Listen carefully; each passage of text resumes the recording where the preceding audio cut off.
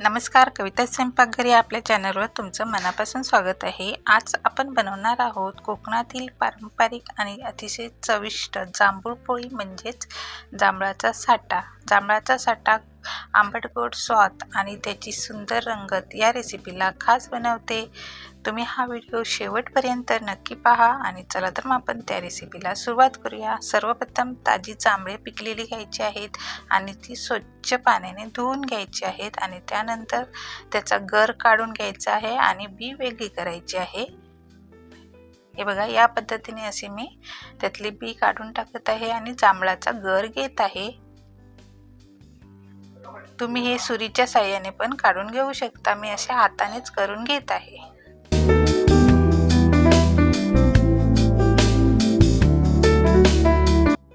हे बघा, जांभळाचा गर सगळा काढून घेतलेला आहे। आता ते मिक्सरच्या भांड्यामध्ये टाकून घ्यायचं आहे आणि त्यामध्ये 2 ते 3 मी वेलची टाकत आहे। तुम्हाला जर आवडत असेल तर तुम्ही टाका, नाही टाकला तरी चालेल।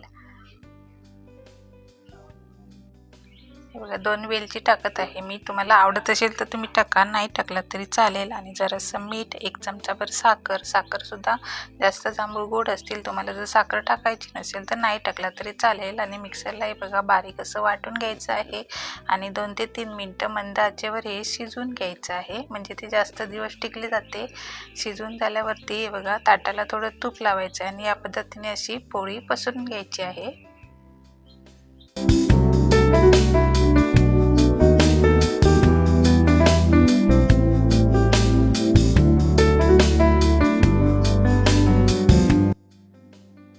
बघा, ताटामध्ये व्यवस्थित अशी पोळी पसरून घेतल्यावरती उन्हामध्ये ठेवायची आहे आणि 2 ते 3 दिवस वाळवून घ्यायची आहे। हे बघा, मी 3 दिवस बरोबर पोळी वाळवून घेतलेली आहे जांभळाचा साठा। आता हे साईडने याच्या कडा मोकळ्या करून घ्यायच्या आहेत।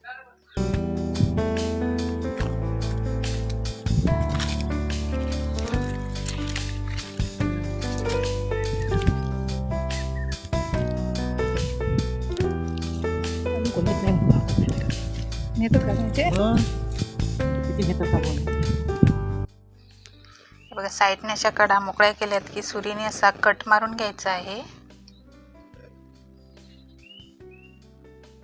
ह्या जांभूळ साठा किंवा जांभूळ पोळ्या लहानांपासून मोठ्यांपर्यंत सगळ्यांनाच आवडतील।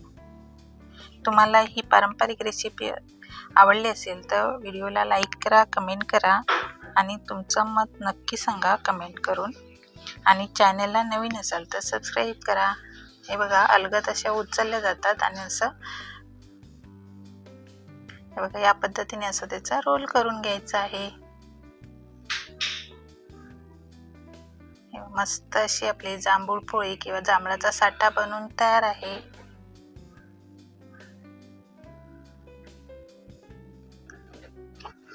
तुम्हाला जर जांभळं आवडत असतील तर या पद्धतीने तुम्ही साठवणीतली वर्षभर अशी जांभूळ पोळी किंवा जांभळाचा साठा बनवून ठेवू शकता। आणि माझी रेसिपी कशी वाटली ही कमेंट करून नक्की सांगा आणि नवीन असाल तर सबस्क्राईब करायला विसरू नका। व्हिडिओ पाहिल्याबद्दल धन्यवाद। बाय।